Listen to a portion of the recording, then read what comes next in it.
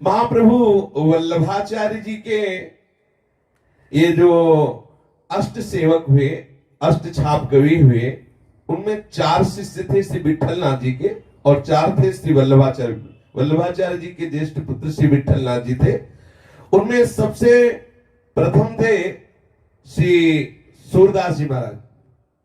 ये बड़े अद्भुत महाभागवत है, और इनकी श्रीनाथ जी में श्रृंगार शोभा का वर्णन करने की सेवा थी। श्री सूरदास जी का प्रादुर्भाव विक्रम संवत 1535 वैशाख शुक्ला मंगलवार को दिल्ली के समीप सिही ग्राम में हुआ था। सिही ग्राम जहां जन्मेजय जी ने सर्पेष्टि यज्ञ की थी, उस स्थान का नाम सिही ग्राम। वहीं श्री सूरदास जी का प्रादुर्भाव। जैसे प्रभु पधारे वैसे उनके सखा भी पधारे। प्रभु श्रीनाथ जी के ये सब निजी परिकर हैं। अष्ट सखा के स्वरूप में ये महापुरुष जन जो थे वो पधारे। श्री सूरदास जी अकिंचन सारस्वत ब्राह्मण कुल में जन्म लिए, बहुत ही गरीब ब्राह्मण कुल। कोई कोई जो ये कहते हैं कि रुणकता नामक ग्राम में सूरदास जी का जन्म हुआ, वो ठीक बात नहीं है। सूरदास जी रुणकता ग्राम के पास गौ घाट पर बाद में लौट, जब वहां से आए तो यहाँ कुछ दिन रहे, तो जो लोग नहीं जानते वो कह देते हैं कि सूरदास जी का जन्म रुणकता ग्राम में हुआ। ऐसा नहीं था। और सूरदास जी जन्म से अंधे थे, अंधे ही जन्मे थे। पिता माता, जब कोई बालक होता है तो हर्ष होता है, लेकिन जब ये प्रकट हुई तो उदासी हुई। जब देखा बालक के नेत्र नहीं तो किसी को हर्ष नहीं हुआ। देखो, संसार का बड़ा विचित्र स्वरूप है। जन्मांध बालक को देखकर सब उदासीन रहने लगे, कोई प्यार न करता सूरदास जी से। माता पिता परिवार का कोई नहीं, जहां पढ़े पढ़े। कभी माता को मन आया तो भले गोद में ले ले, कोई प्यार नहीं करता। श्री सूरदास जी को जब शुद्ध आई तो देखते थे कि कोई उनके समीप नहीं बैठता। तो देखते थे, क्या देखते थे? अंतर की वृत्ति से अनुभव करते कि ना माता दुलार करती, ना पिता, ना कोई भी ग्राम का, ना कोई परिवार का। भगवत प्रेरणा से बाल्यावस्था में ही इनके हृदय में दिव्य ज्ञान था। उसी समय छोटी अवस्था में ही उन्होंने एक पद गाया, स्वार्थ मीत सकल जग माही, स्वार्थ मीत सकल जग माही। ये संसार का स्वरूप है। सच्ची मान लीजिए, सच्ची मान लीजिए। आप इनके काम लायक हैं इसलिए प्यार कर रहे हैं, नहीं कोई प्यार नहीं कर रहा, मान लीजिए। बोले क्यों बार बार कहते हो मान लीजिए? नहीं, बाद में पछताना पड़ेगा। अंत ही तो ही तजेंगे पामर, तू न तजय बहीते, मन पछतई है और शर्मिंदे। इतना पिता स्वार्थी कि कभी गोद में नहीं लिया सूरदास जी को, कभी दुलार नहीं किया, कभी माता ने प्यार नहीं किया, कभी कोई पास नहीं बैठता। अब आप विचार कीजिए जरा, सब उपेक्षा। अच्छा, इस उपेक्षा का लाभ हुआ सूरदास जी को। हर समय बस एक बात हुई कि मुझ अंधे का तो एक ही सहारा है, श्री कृष्ण, श्री कृष्ण, श्री कृष्ण, श्री कृष्ण। यह है कृपा। हम तो चाहते हैं सबके ऊपर ऐसी कृपा हो सबके ऊपर ऐसी। अरे वो आंख से अंधे थे, हम तो दिमाग से अंधे हैं। जो हमें प्यार नहीं कर रहे हैं उनको भी कहते हैं कि हमें प्यार कर रहे हो, अपना जीवन हम व्यर्थ में नष्ट कर रहे हैं। अब उनके हृदय में बार बार निकलने लगा, हा कृष्ण, हा कृष्ण। ये बहुत कृपा है।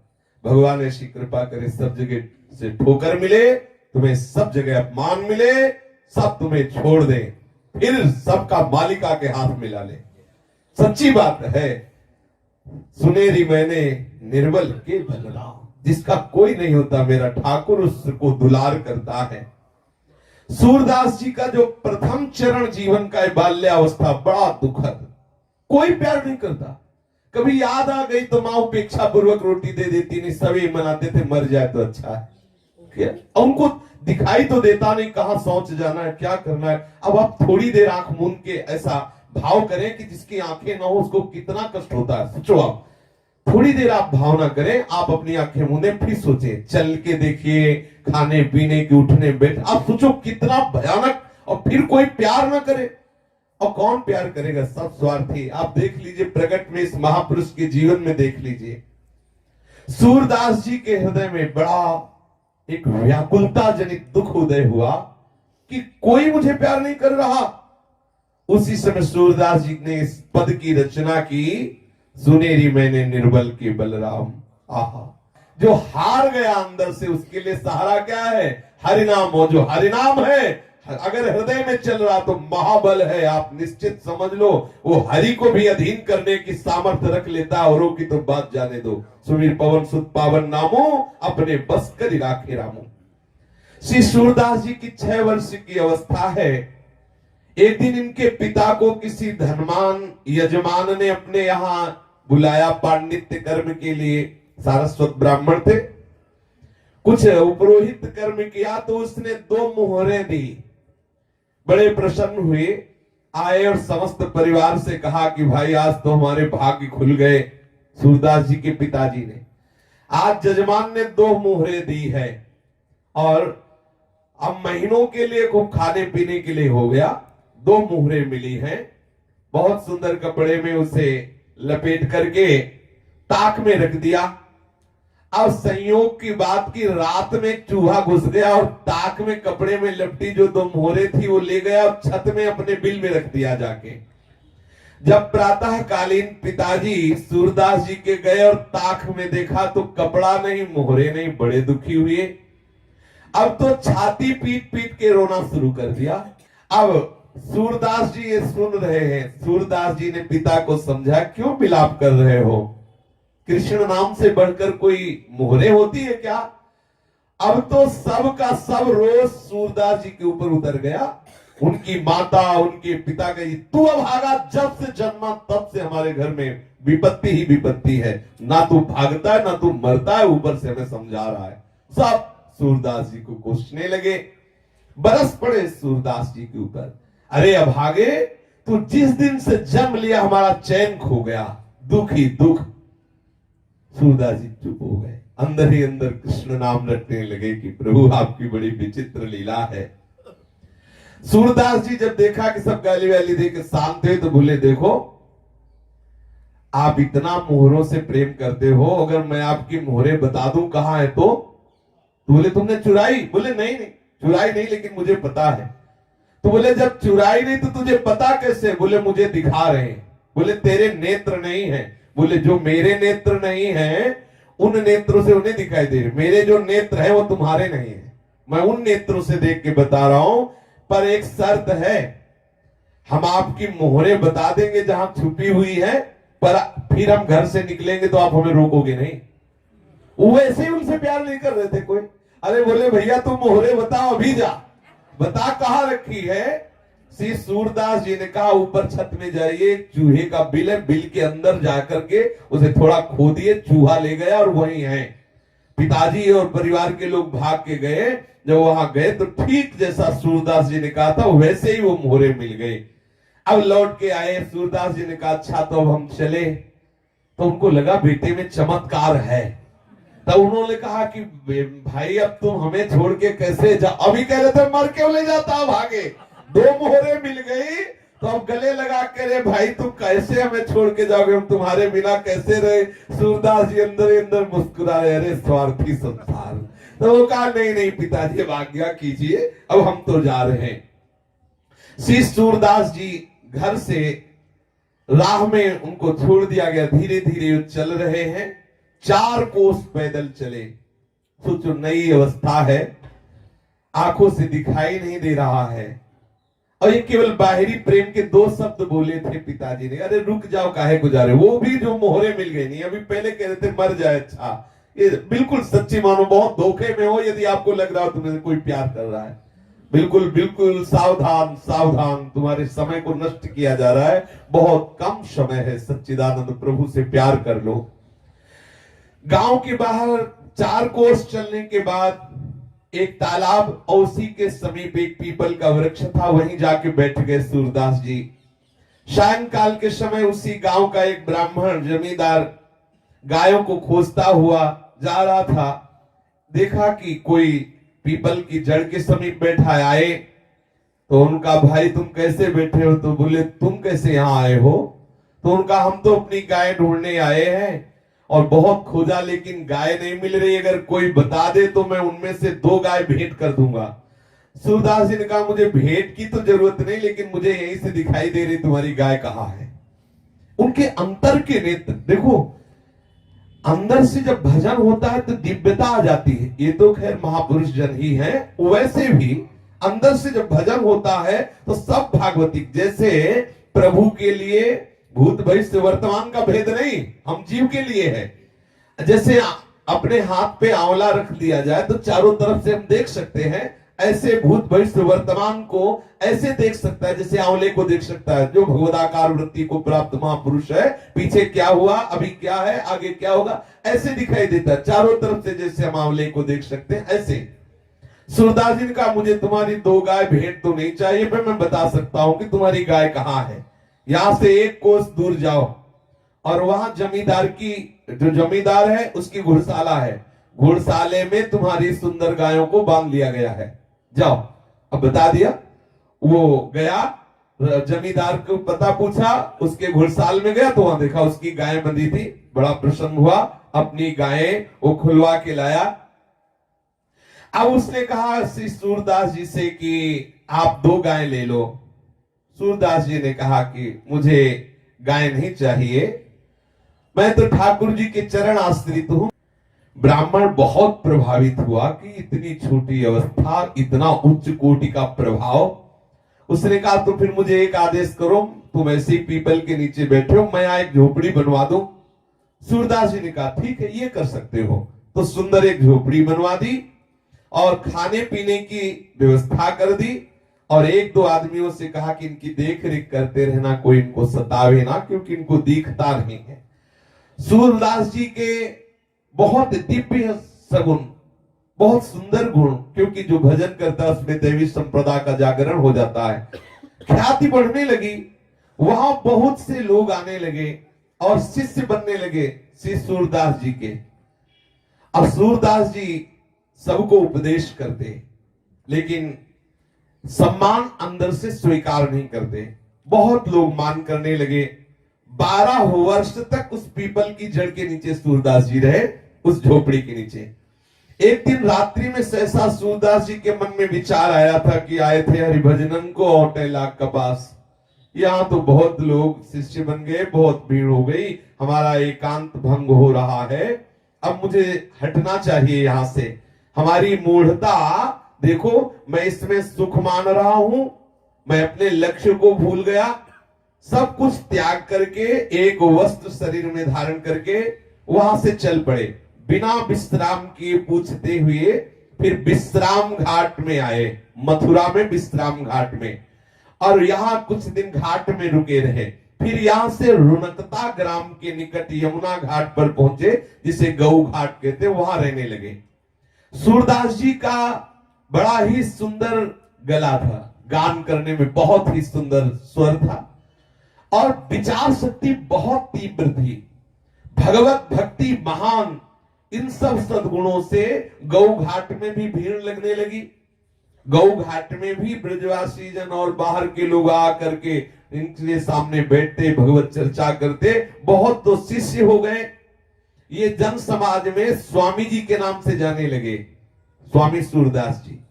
जिन दिनों श्री सूर स्वामी गौ घाट पर अपना निवास बनाए हुए थे, उसी काल में श्रीमद वल्लभाचार्य जी महाप्रभु भक्ति मार्ग की अद्भुत प्रकाश को फैला रहे थे। दक्षिण के शास्त्रार्थ में विजय के कारण सभी उनके लोहा मानते थे। संवत 1567 में श्री वल्लभाचार्य जी जब अपने बहुत से सेवकों को साथ लिए हुए प्रयाग के पास एक स्थान है, वहां से ब्रज आ रहे थे, तब श्री महाप्रभु का गौ घाट में पड़ाव पड़ा। सब लोग श्री यमुना स्नान करके नित्य कृत्य से निवृत्त होकर के रसोई बनाने में लगे। एक सेवक ने सूरदास जी को वृत्तांत सुनाया कि कोई बहुत बड़े महापुरुष पधारे हुए हैं गौ घाट में ही, शायद उनका नाम श्रीमद वल्लभाचार्य जी है, ऐसा बताया। सूरदास जी बोले, मेरे हृदय में कुछ हो रहा है, ऐसा लग रहा है कि मैं जिनकी खोज कर रहा था वो आ गए, मुझे उनसे मिलाया जाए। सुखपूर्वक जब विराजमान हो आचार्य चरण तो मुझे बताया जाए, सावकाश मिलने पर मैं उनके सामने जाकर के प्रणाम करना चाहता हूं। एक सेवक ने ऐसा ही किया। जब देखा कि आचार्य चरण आराम से विराजमान है, सूरदास जी से कहा कि अब बहुत बढ़िया अवसर है, शीघ्र चलिए। सूरदास जी सेवक के साथ गए। श्री आचार्य चरण आसन पर विराजमान थे। सूरदास जी ने अपने हाथ उठाए ऊपर और साष्टांग आचार्य चरणों में प्रणाम किया, बैठ गए दैन्यता से। आचार्य चरण ने कहा, मैंने सुना है तुम भगवान का यश गाते हो, सुनाओ, कोई पद सुनाओ। तो श्री सूरदास जी ने सुनाया, हरि हो सब पति तन को नायक, हरि हो सब पति तन को नायक। श्री सूरदास जी महाराज जी ने आचार्य चरण को एक पद सुना। आचार्य चरण कुछ नहीं बोले तो सूरदास जी को लगा कि अब दूसरा पद सुनाए, क्योंकि जब तक, जैसे महापुरुष बोले कि सुनाइए, तो जब तक वो ये ना कहने कि रुक जाइए तब तक सुनाते ही रहिए, अपनी तरफ से नहीं। ये गुरुजनों का जो सेवन का स्वरूप है कि अगर उनका सुनाओ तो जब तक या तो वो ग्रंथ खत्म हो जाए तो फिर हम इंतजार करेंगे कि वो आदेश क्या कर रहे हैं, नहीं तो हम सुना ही रहे जब तक वो रोक न दे। अगला पद सुनाना प्रारंभ किया सूरदास जी ने, प्रभु हो सब पति तन कोटि को, प्रभु हो सब पति तन कोटि को। अब आचार्य चरण बोले। श्री वल्लभाचार्य जी ने मुस्कुराते हुए कहा, तुम्हारा नाम सुना था कि सूर है। सूर माने होता है बलवान। ये घिघियाना कब बंद करोगे? ये होता है प्रेमी जनों को ये महिमा। उन्होंने सूर माने बलवान होता है। तुम्हारा नाम तो सूर है, ये घिघिया रहे हो, कब तक घिघियाते रहोगे? कब तक दीन बनकर ऐसे रोते रहोगे? अरे हरि की लीलाओं का गायन करो, घिघियाना बंद करो। श्री आचार्य चरण ने सूरदास जी से कहा। सूरदास जी ने हाथ जोड़कर कहा, प्रभु मुझे बिल्कुल लीला का कोई अनुभव नहीं हो रहा है, फिर बनावटी मुझसे गाते नहीं बनेगा, अंदर कोई लीला स्फुरित हो नहीं रही है, तो मैं जैसा हूं वैसे ही दीनता की बात करता हूं। अगर कोई लीला स्फुरित हो तब तो गाऊं। देखो महापुरुषों की कैसी करुणा बरसती है। श्री महाप्रभु जी ने कहा कि तुम्हारे अंदर दिव्य दृष्टि का संयोग है, चिंता मत करो, अभी खुल जाएगी। जाओ यमुना स्नान करके आओ। चाबी है आचार्यों के पास। वो तो नरवाहन प्रभु निहार लोचन भरे घोषनार, घोर पापाचरण करने वाले को भी प्रभु निहार लोचन भरे घोषनार, नख सिख सौंदर्य काम दुख निकंदिनी। आहा, वो चाहे तो घोर पापात्मा को एक सेकंड में निकुंज के दिव्य लीला विलास में प्रवेश करा दे, सामर्थ्य आचार्यों में। आचार्य चरण ने कहा, अच्छा जाओ यमुना स्नान करके आओ, हमारी लीला का भी अनुभव हो जाएगा। सूरदास जी प्रणाम करके तत्काल गए, स्नान किया यमुना जी में, फिर श्री आचार्य चरणों में उपस्थित हुए। आके श्री महाप्रभु जी ने श्री सूरदास जी को विधि पूर्वक अष्टाक्षर मंत्र की दीक्षा देकर ब्रह्म संबंध कराया। तत्पश्चात श्रीमद् भागवत दशम स्कंद की अनुक्रमणिका सुनाई। गुरु कृपा हुई। जे ही सदगुरुदेव के द्वारा मंत्र ब्रह्म संबंध और कृपा हुई तो सूरदास जी के हृदय में महान प्रेम लक्षणों भक्ति का प्रादुर्भाव हो गया। प्रेम का संचार होते ही दिव्य लीलाएं प्रकट होने लगी। आहा, प्रभु की दिव्य लीलाएं स्फुरित होने लगी। महाप्रभु जी ने पूछा, कहो सूरदास, कुछ सूझ रहा है अंदर से, कुछ समझ में आ रहा है, कुछ दिखाई दे रहा है? सूरदास जी बोले, जय जय, पूरा का पूरा दिखाई दे रहा है। आपकी गोद में श्री लालजू महाराज खेल रहे, मैं देख रहा हूं। सूरदास जी कह रहे हैं आचार्य चरण से, आपकी गोद में लालजू खेल रहे हैं, अद्भुत नील कांति है, श्याम रंग ऐसा है कि हमारी वाणी में सामर्थ्य नहीं बता सकूं, और वो बालक मेरी तरफ देख करके कुछ बोल रहा है। महाप्रभु जी ने मुस्कुरा के कहा, तो अब सुनाओ, अब लीला का कोई पद सुनाओ। तो श्री सूरदास जी ने पहला पद लीला का सुनाया। चकैरी चली प्रेम सरोवर, जहां न प्रेम वियोग। छकई चली प्रेम सरोवर, जहान प्रेम वियोग। श्री सूरदास जी ने इस पद को पूरा करके सुनाया। फिर आनंद मगन होकर ब्रज भयो महर के पूत, जब यह बात भयो महर के पूत, जब यह बात सुनी। ये बधाई का लालजू का प्रादुर्भाव हुआ है, अद्भुत नंदोत्सव मनाया जा रहा है। ये लीला देखी, ये पद गायन करके श्री आचार्य चरण को सुना। महाप्रभु बहुत प्रसन्न हुए, बोले सूरदास जी अब तुम्हारा लीला में प्रवेश हो गया है, अब तुम्हारे हृदय में दिव्य दिव्य नवीन लीलाएं श्री लालजू की प्रकट होती रहेंगी। आचार्य प्रभु ने इन्हें 3 दिवस गौ घाट में रुक करके सुबोधनी, पुरुषोत्तम सहस्त्र नाम ये सब श्रवण कराया, जिससे इन्हें संपूर्ण भागवतों के रहस्य का परिज्ञान हो गया।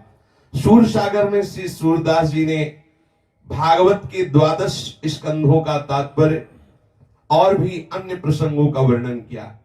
श्रीमद वल्लभाचार्य जी ने श्री सूरदास जी को साथ में ले लिया और फिर गौ घाट से ब्रज को प्रस्थान किया। सर्वप्रथम महाप्रभु जी ने शिव साथ में लाकर सूरदास जी को गोकुल के दर्शन कराए, गोकुल में लाए और कहा सूरदास प्रणाम करो, ये लालजू का गांव है गोकुल। सूरदास जी ने जे ही प्रणाम किया तो दिव्य गोकुल के दर्शन होने लगे। बाहरी नेत्र नहीं है, ये पूर्ण वो जो लालजू का दिव्य गोकुल है, दिव्य गोकुल का दर्शन हुआ। सूरदास जी के रोम रोम खड़े हैं, हृदय आनंद से नाच रहा है कि गुरु कृपा कितनी महा महिमा में होती है, जो अनंत जन्मों के साधनों से बात नहीं बनती, गुरु कृपा से कितने शीघ्र वो दिव्य गोकुल का दर्शन। श्री सूरदास जी गोकुल को बार बार प्रणाम कर रहे हैं, वो दिव्य रूप गोकुल का दर्शन किया। प्रणाम करते ही गोकुल की समस्त लीलाएं स्फुरित हो गई। गोकुल में जो जो लीलाएं ठाकुर जी ने की वो सब सूरदास जी के हृदय में स्फुरित हो गई। आचार्य चरण को गा के सुनाने लगे, देखो कितने सुंदर लालजू हैं। शोभित कर नवनीत लिए, शोभित कर नवनीत लिए। श्री आचार्य वल्लभाचार्य जी को ये सुंदर स्वरूप का गान करके सुनाया सूरदास जी ने। महाप्रभु वल्लभाचार्य जी बहुत प्रसन्न हुए और कहा सूरदास जी अब तुमको एक सेवा देते हैं।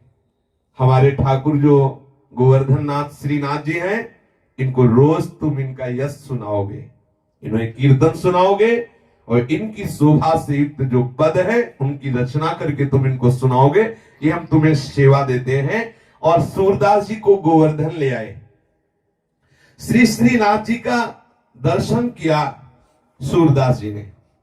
देखो सूरदास हैं और दर्शन कर रहे श्रीनाथ जी का, और ऐसे चतुर दर्शन करने वाले हैं कि छोटे से भी श्रृंगार को नहीं छोड़ते, एक एक श्रृंगार का, एक एक पत्रावली का, एक एक चेष्टा का दर्शन करते हैं। श्रीनाथ जी के सामने जब श्रीनाथ जी का दर्शन किया तो हाथ जोड़कर कहने लगे कि हे श्रीनाथ जी, अब हो नाचो बहुत गोपाल। सूरदास जी ने श्रीनाथ जी के सामने ऐसा विनय युक्त पद गान किया। श्री सूरदास जी का ये दैन्य देखकर महाप्रभु वल्लभाचार्य जी बहुत द्रवित हुए। बोले सूरदास जी, तुम्हारी अविद्या की क्या बात है, जो तुम्हारा आश्रय ले लेगा उसकी अविद्या दूर हो जाएगी। अब देखो तुमने श्रीनाथ जी का दर्शन कर लिया, अब तुम ये बाहरी दीनता का त्याग कर दीजिए और प्रभु की लीला का ज्ञान कीजिए। उसी दिन से सूरदास जी दैन्य के पद बंद कर दिए और श्री ठाकुर जी को प्रातःकालीन मंगला से लेकर शयन तक के पद सुनाने लगे, जो आठों कालीन प्रभु की दिव्य दिव्य श्रृंगारमयी दिव्य दिव्य लीलाएं हैं, उनको गा गा करके सुनाते। कभी कभी उपदेश के पद भी गाते। संगीत सम्राट तानसेन के मुख से श्री सूरदास जी का एक पद सुना, दिल्लीश्वर अकबर बादशाह, तो उसका मन मचल उठा कि ऐसा पद करता। और जब पता चला कि वो बाहरी नेत्रहीन, तो और आकर्षण हुआ। उसके हृदय में लालसा जागृत हुई कि सूरदास जी को सभा में बुलाया जाए और मैं उनका पद सुनूं। संयोग से संवत 1613 में जब प्रभु श्रीनाथ जी मथुरा में विराज रहे थे और सूरदास जी भी वहीं थे, उनकी कीर्तन सेवा थी श्रीनाथ जी को पद सुनाना। तो ये बात हृदय में उसके थी कि कभी सूरदास जी हमारी सभा में आए, हमें पद सुनाए, लेकिन ना तो ऐसा कोई संयोग बन पाया। तो दिल्ली का जो बादशाह अकबर था, यात्रा के प्रसंग में मथुरा आया हुआ था, और जब उसको पता चला कि सूरदास जी मथुरा में हैं, तो उसने बड़े आदर के साथ इनको बुलवाया और पद सुनने का अनुरोध किया। तब श्री सूरदास जी ने ये पद गाया, मन रे माधव सो कर प्रीति, मन रे माधव सो कर प्रीति। एक दिन इसकी चर्चा हुई थी पीछे, इस पद की, बहुत बड़ा पद है। इस पद को सुनकर अकबर ने इनकी भावनिष्ठा की परीक्षा के लिए कहा, सूरदास, प्रभु ने मुझे बादशाह बनाया है, तो बादशाह का सबके ऊपर शासन लागू होता है। मैं भी मान और दान पाने के योग्य हूं क्योंकि मैं बादशाह हूं। इसलिए मैं चाहूंगा कि तुम मेरे विषय में पद बना करके भी गाओ, क्योंकि मैं बादशाह हूं। सूरदास जी ने कहा कि मैं जिस बादशाह के सामने गाता हूं, उस बादशाह के सामने तुम्हारी बादशाह कुछ नहीं है। और मैं गाऊं जब मेरी बुद्धि हो तब ना। मेरी बुद्धि तो जिस बादशाह में लग गई, वहां से हटने की जगह नहीं रह गई। मेरे हृदय में जगह नहीं, मेरी बुद्धि में जगह नहीं, मैं कैसे गा सकता हूं। पर आपने कहा कि गाइए, तो मैं अपनी बात बता रहा हूं कि नाहिन रह्यो मन में ठोर, नाहिन रह्यो मन में ठोर। सूरदास जी ने इस पद का गायन किया। सूरदास जी के इस पद के भाव को समझकर बादशाह अकबर बहुत प्रसन्न हुआ। और जो सूरदास जी की अंतिम पंक्ति इस पद की थी, वो कि कहा कहो मन प्रेम पूरन, घटन सिंधु समाये, श्याम गात सरोज लोचन, लित गति मृदुहास, सूर्य से दरस कारण मरत लोचन प्यास। उसने कहा कि तुम्हारे तो नेत्र हैं ही नहीं, और तुम कहते हो कि मरत लोचन प्यास। जब लोचन ही नहीं तो लोचन प्यास कैसे? बादशाह अकबर ने कहा कि कहा कहो मन प्रेम पूरन, घटन सिंधु समाये, श्याम गात सरोज लोचन, ललित गति मृदुहास, सूर्य से दरस कारण मरत लोचन प्यास। पहली बात तो यह है कि संपूर्ण प्रेमानंद हृदय में समा नहीं रहा है। समझने वाले के लिए है ये कैसी महामहिमा स्थिति है सूरदास जी की। फिर कह रहे हैं कि ऐसे महामहिमा में रूप के लिए मेरे नेत्र प्यासे हैं। और पहले कह रहे कि समा नहीं रहा, हर समय प्रेमानंद छाया हुआ है, हर समय श्री कृष्ण का रूप हमारे हृदय में, हमारे मन में, बुद्धि में, चित्त में, अहम में, इंद्रियों में समा गया है। लेकिन अकबर जितना पकड़ पाया, उसने केवल इतना ही पकड़ पाया कि आपके नेत्र नहीं तो लोचन कैसे प्यासे हो सकते हैं रूप के। ऐसा अकबर ने प्रश्न किया कि मरद लोचन प्यास, जब नेत्र ही नहीं तो ये प्यास कैसी? बादशाह ने सूरदास जी से जब ये जिज्ञासा की, नेत्र तो सबके हैं। सूरदास जी ने कहा नेत्र तो सबके हैं, परंतु जिनसे भगवत दर्शन होते वो नेत्र नहीं है। तुम्हें हमारे वो नेत्र नहीं दिखाई दे रहे जिससे संसार दिखता है, लेकिन जिससे ठाकुर दिखते वो नेत्र हमारे हैं, तुम्हारे नहीं है। बादशाह से कहा कि तुम्हारे जो नेत्र है उनसे संसार देखा जाता है, हमारे जो नेत्र है उनसे श्याम सुंदर देखे जाते हैं। संसार देखने वाले नेत्रों से मैं अंधा हूं, लेकिन भगवान जिनसे दर्शन देते हैं वो नेत्र हमारे अंदर है। तुम संसार देखने वाले नेत्र वाले, लेकिन जिन नेत्रों से प्रभु के दर्शन होते उससे तुम अंधे हो। असली अंधा तो वही जिसे प्रभु ले दिखाई दे रहे हैं। अब जब तुम्हारे अंदर वो नेत्र नहीं तो प्यास कहां? और मेरे अंदर संसार के नेत्र नहीं, इसलिए संसार की प्यास नहीं, लेकिन ठाकुर के दर्शन के नेत्र हैं, इसलिए वो नेत्र प्यासे दर्शन करते हुए भी। श्री सूरदास जी की बात सुन करके अकबर बहुत प्रसन्न हुआ, बड़ा आनंदित हुआ। अकबर ने सूरदास जी से हाथ जोड़कर कहा, मेरी कुछ भेंट स्वीकार कर लो, मैं कई गांवों की जागीर आपके नाम लिख देता हूं, मैं बहुत सी जमींदारी आपके नाम कर देता हूं। तो श्रीनाथ जी की सेवा में मगन रहने वाले सूरदास जी ने कहा, मुझे जो जागीर मिली तू सोच भी नहीं सकता। अकबर बादशाह से कहा कि तुम्हें लग रहा है कि सूरदास जी के पास ये जागीर नहीं, लेकिन मुझे जो जागीर मिली मुझे तरस आती कि तेरे पास वो जागीर नहीं है। ये है बादशाहों के बादशाह, जिनको प्रभु के चरणारविंद का बल मिल गया है, जिनको प्रभु के नाम का धन मिल गया है, उनके लिए बादशाह बेचारा है, बेचारा। ये वही समझता है जो इस तरह प्रभु के अनुराग रंग में रंगे हुए हैं। नहीं चाहिए मुझे तुम्हारी जमींदारी, नहीं चाहिए जागीर। तुम 2-4 गांव की जागीर दे सकते हो, या हम अनंत ब्रह्मांडों के स्वामी के गुलाम हैं, अनंत ब्रह्मांडों के, जिनके रोमकूप में करोड़ करोड़ ब्रह्मांड वास करते हैं। मैं ऐसे बादशाह का सेवक हूं, तू तो एक मुल्क का बादशाह है, तू क्या दे सकता है? 2-4 गांव? अब सोचिए। श्री सूरदास जी के इस भाव को सुनकर, इस बात को सुनकर के झेप गया अकबर बादशाह, और वो भी भगवत चरणारविंद का स्मरण करने लगा। सूरदास जी श्रीनाथ जी के चरणों का स्मरण करते हुए वापस आ गए।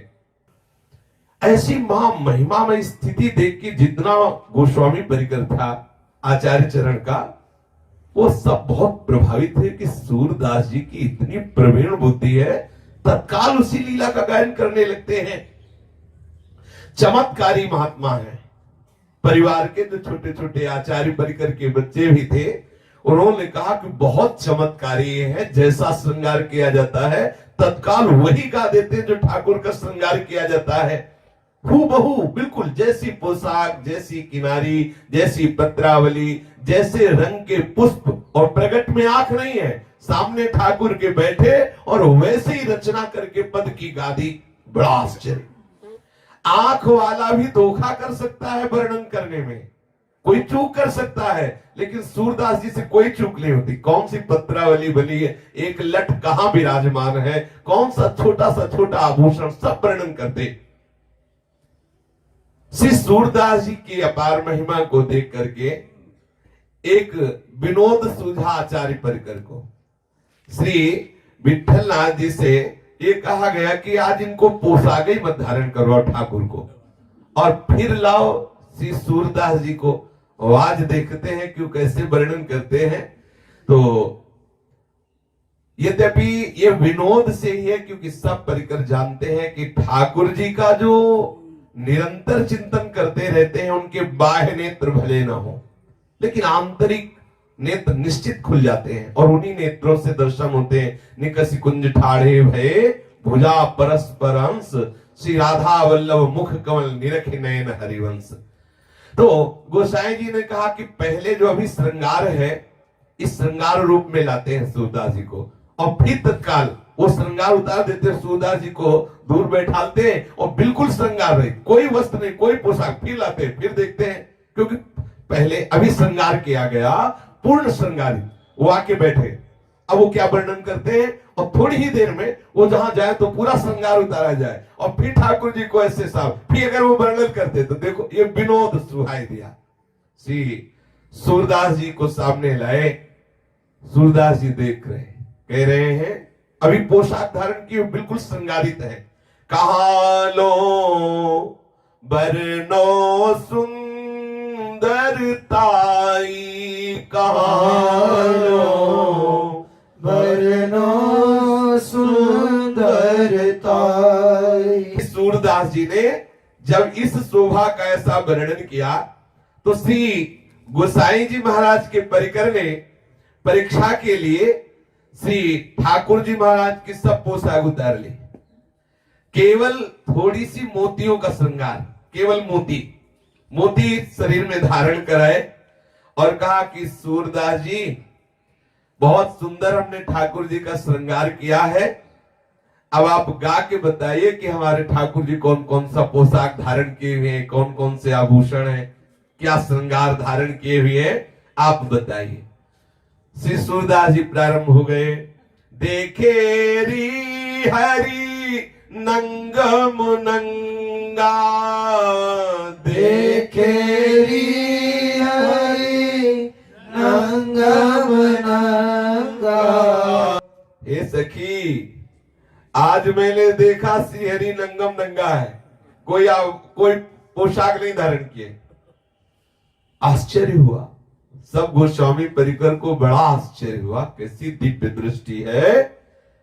श्री ठाकुर जी महाराज को जैसे ही पट खोला वैसे ही वर्णन कर रहे। आज एक भी अन्य आभूषण नहीं है, एक भी पोशाक नहीं है, केवल थोड़ा मोतियों का श्रृंगार है। श्री सूरदास जी महाराज ऐसी महामहिमामयी स्थिति में हैं, फिर भी अचानक उनका एक कुएं में गिरना होता है पूर्व प्रसंग में, और 7 दिन 7 रात उस कुएं में पड़े रहते हैं। जब देखा निकालने वाला कोई नहीं आ रहा तो ठाकुर जी से बहुत लड़े अंदर ही अंदर, या तुमसे कहे तभी तुम निकालने आओगे।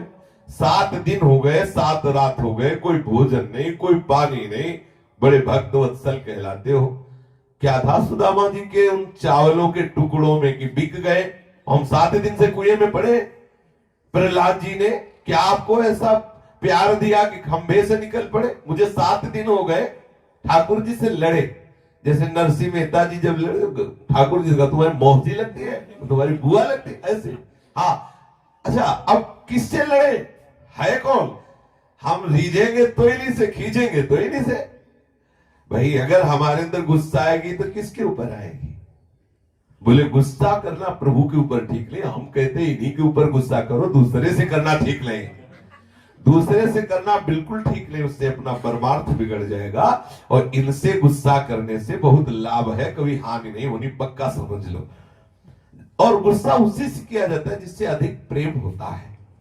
जैसे बच्चा मां से गुस्सा करता है, जा मुझे दूध नहीं पीना, नहीं खाना, तो क्यों? उसके मन की कोई बात नहीं हो रही ना, इसीलिए तो। और वो जानता है कि मेरी मां बहुत करुणामयी है, ऐसा मैं करूंगा तो मान जाएगी। प्रभु वात्सल्य समुद्र है। आए और सूरदास जी को कुएं से निकाला।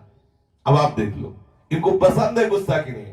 7 दिन से गुस्सा नहीं किया तो नहीं आए, जब गुस्सा किया तो तत्काल आ गए। बड़े लीला बिहारी है, ये बहुत ऊब जाते हैं। जैसे होता है ना कि रोज मिठाई खाए खा, थोड़ा खट्टा भी चाहिए, ऐसे ही ऊब जाते। हे नाथ, आप स्वामी, आप थोड़ा, बोले रुक, गैया अलग कर। अब आज से तू हमारे परिकर में गाय नहीं चराएगा, नहीं खेलेगा। अवकाश पकड़ते हैं, जैसे ग्वालिया वाले कहते, आज के बाद तेरे को देखूंगा नहीं, बोलूंगा नहीं, छूंगा नहीं तुझसे। ये है थोड़ा चटपटा, जैसे बहुत मीठा पाए पाए, ये मीठा है विनय आदि। और जब कोई भक्त उनसे रूस जाता है, लेकिन रूस वही जाएगा जिसका पूर्ण आत्मसमर्पण है, उनके सिवा कोई है नहीं। वो रूसने में बहुत प्यार है, उसी प्यार को देखने के लिए ठाकुर जी इंतजार करते, थोड़ा रूसे, फिर वो देखते हो, फिर आ जाते हैं तत्काल। 7 दिन बाद जब श्री सूरदास जी को कुएं से बाहर किया, तो बाहर करके छोड़ के अलग हो गए, तब सूरदास जी को आज खटका पूरे जीवन में कि अगर मेरी बाह्य आंखें होती, अंदर से तो देखता ही हूं इनकी लीला, अगर बाह्य होती तो देखते कैसा रूप रख के आए हैं प्रकट में। लेकिन आज मेरी बाह्य आंखें नहीं है, बाह्य आंखों से अंधा हूं और देख नहीं पाया। अंदर से बहुत एक विशेष प्रकार का विरह प्रकट हुआ। मेरी आंखें होती तो मैं देखता मेरे लालन कौन सा रूप रख के आए और मुझे कुएं से बाहर किया। हमारी श्री जी ने कहा लालजू से कि अब नहीं चलेगा, अब तो तत्काल सूरदास जी को देख लो। अगर किसी पर विशिष्ट कृपा का जब अवसर आता है तो उसमें हमारी लाडली जी होती है। इसलिए हमारे माई श्यामा जी को राज अपने वृंदावन वासी छाती फुला के चलते हैं, हमारे माई श्यामा जी को, और ये फूली ही रहेगी। ऐसे काटना शुरू हो जाए ना तो भी ये फूली रहेगी। ये कोई ऐसे नहीं कि मिल रहा है तो फूली, नहीं मिला तो वो गैस निकल गई, ऐसी गैस नहीं है। हाँ, ये मोक्ष मिलने पर भी फूलन नहीं होती। हम जिस फूलन की बात कर रहे हैं ये फूलन मोक्ष मिलने पर भी नहीं होती, ये ठसक मोक्ष में भी नहीं है, ये आनंद, ये सुखानुभूति, ये महामहिमा में गर्व मोक्ष में भी नहीं। हमारे माई श्यामा जी को कैसी लाडली जी हमारी कृपा। लालजू से कहा चलो सूरदास जी के पास चलो और हम दोनों मिलके उनको दर्शन देते हैं। लालजू ने कहा कि नहीं रहने दीजिए। लालजू ने कहा नहीं, तुम श्री जी ने कहा नहीं अभी चलते। गलबैया दिए हुए नजदीक गए। अब सुना के लालजू सूरदास जी को महान सौभाग्य प्रदान करने के लिए कह रहे किशोरी जू इस अंधे के नजदीक मत जाना, क्योंकि अंधे की बहुत जोर की पकड़ होती है, आपके चरणों को पकड़ लेगा तो छोड़ेगा नहीं। मतलब लालजू अपने अमृत में वचन से सूरदास जी को संबोधित कर दिया कि सखा चूकना मत, प्यारी जू पधारी है कृपा करने के लिए। अब प्यारी जू आपके ऊपर महाप्रेम रस की वर्षा करने के लिए पधारी, चरण पकड़ ले। तो लाडली जू ने कहा हम तो जाएंगे नजदीक, बहुत प्यारी है। बोले हम तो जाए। अब सुंदर प्रेमामृत की वर्षा करने वाले नूपुरों को झनकारती हुई करुणामयी किशोरी सूरदास जी के सामने गई। श्री लालजू ने कहा कि प्यारी जू आप तो बिल्कुल सामने पहुंच गई और ये सूरदास पकड़ ही लेगा। संबोधन करेंगे सूरदास जी बिल्कुल सामने आ चुकी, लाडली जू पकड़। अब ऐसे नहीं कह रहे तो ऐसे कह रहे हैं कि प्यारी जू आप तो बिल्कुल सामने नजदीक पहुंच चुकी है, ये सूरदास पकड़ लेगा। तत्काल सूरदास जी ने प्यारी जू के अत्यंत प्रेमामृत समुद्र का प्रवाह करने वाले कोमल सी चरणारविंदों का स्पर्श किया। सत प्रेम सिंधु मकरंद रसौग धारा सारा नजस्महिता सर्वदाश्रित। सच्ची मानिए अपार भाग्यशाली महामहिमाशाली वो है जिनको हमारी प्यारी जू के चरणों का आश्रय हो गया। मेरी लाडली जू, मेरी किशोरी जू। सब सत्संग का पूर्ण सार यही है, जिसने इन गोरे चरणारविंदों को अपना जीवन समर्पित कर दिया। सूरदास जी प्यारी जी के चरणों का स्पर्श प्राप्त करते ही विकल हो गए। अब श्री लालजू ने इशारा किया लाडली जू से कि लाडली जू ये तो भाव में डूब रहे, अब अपने श्री चरण आप हटा लीजिए।